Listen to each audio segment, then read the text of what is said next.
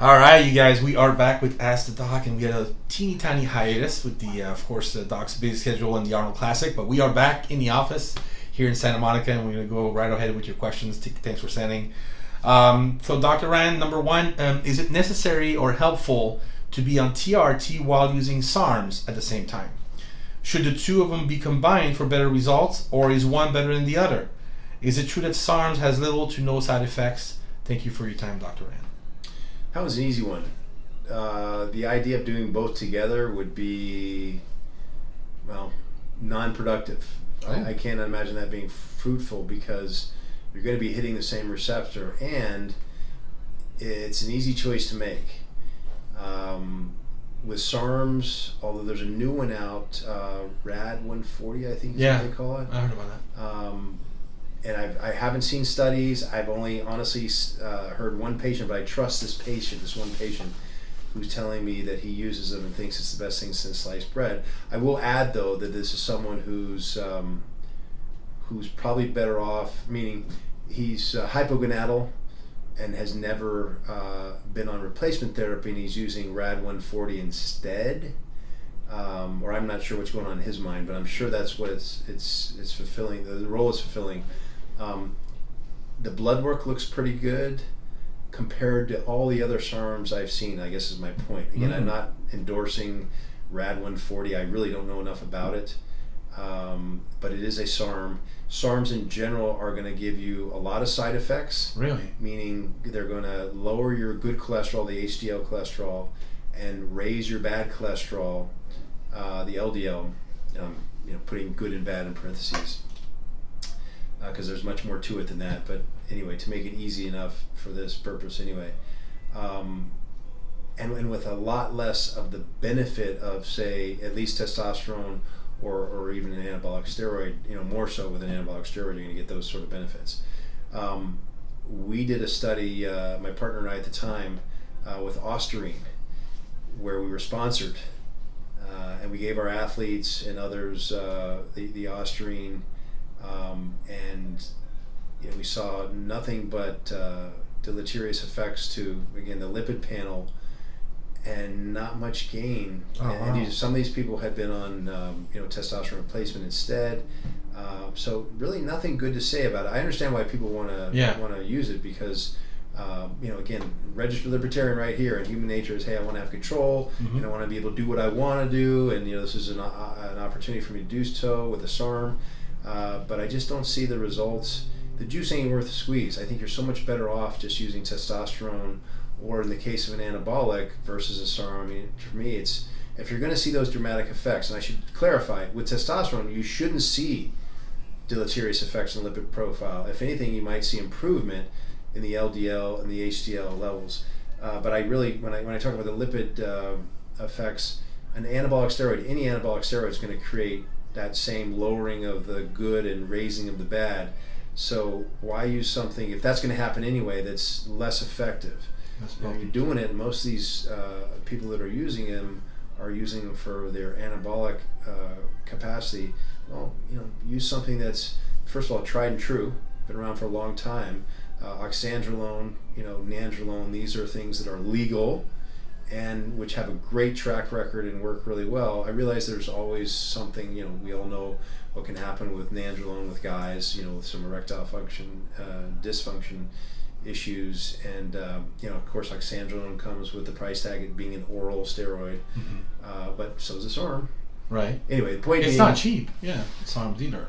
I don't know. Are they? Are they comparable to anabolics? Yeah, it's not that cheap. Really? You'd be surprised. Yeah. Again, I think it comes down to the freedom thing, which I get from a psychological standpoint, but from a medical perspective, no. I think it's kind of a no-brainer to use what's been around in the tried and true instead of the SARMs. And certainly doing them together doesn't make any sense to me. I'm not sure why you'd want to do that. That's what people say. That's out there. I know a lot of what's out there, and what's out there is that SARMs have no side effects. Is one of the misconceptions, I guess. Yeah, that's what they think. And then it's complementary to using anabolics or test or whatever. That's what they think. Okay. Well, what I'd like to see, and I haven't checked, but it'd be nice to see if there were a study that used a SARM the way we might use, say, either lowering the estradiol to a certain tipping point, or adding eating enough protein or adding some nettle to the formulation. Point being to try and raise free testosterone by lowering sex hormone binding globulin. We can take a small amount of an anabolic steroid like a oxandrolone, maybe 5 milligrams, and I'm talking about a male in this case. Ladies don't mean to be prejudicial one way or the other. It would be a smaller dose for a female, but the idea would be to lower SHBG with something that, arguably, again, for a male, 5 milligrams of Anavar is not going to do anything anabolically. It's too small a dose. But you're going to get more juice for the squeeze again, more free T to total T by using something like that. Maybe with a SARM you could do that. I have no idea, but it would be great to see a study that uses that premise to see if that'll work. Do you agree that by combining two a testosterone and an anabolic steroid together, you have a better result than just taking a T by itself, bodybuilding wise? That's another one out there. Combining two different testosterones? No, two, like let's say testosterone and anabolic, like a Winstrol or Deca or Equipoise or something like that. Well, in that's an another one that's era out there. like mine, remember I'm 56, and earlier, I never heard of using testosterone with an anabolic steroid. Nowadays, I know that not only is testosterone used as a base, and that's pretty much standard of care. If you look at some of the university studies, subjects will be using testosterone replacement and anabolics will be added to the regimen.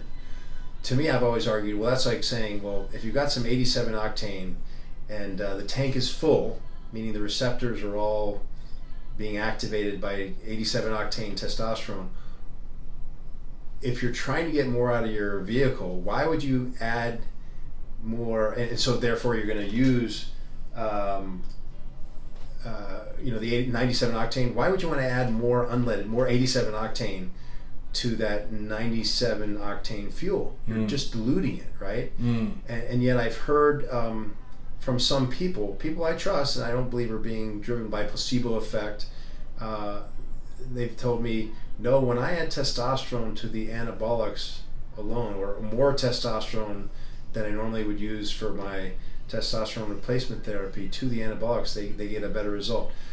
I believe it probably has, because physiologically, again, what I said, by analogy, I know I'm not getting into the exact physiology of it, but it makes sense. Why would you want to dilute 97 octane, right? Why would you want to dilute the powerful, much more powerful, 3-to-1 ratio, anabolic to androgenic ratio, anabolic with something that's got a 1-to-1 ratio? I think it has something to do with people feeling better because of other ratios that are important to how you feel and certainly how your physiology runs, if you will. For example, the ratio of testosterone to estrogen. The ratio can determine how you feel. And if you add more testosterone, say, to your usual dose when you're using, say, Anavar, which doesn't convert, it's a DHT derivative, and you get more so your testosterone levels go up, testosterone or testosterone analogs, meaning an anabolic steroid. So you got your testosterone and Anavar in this case.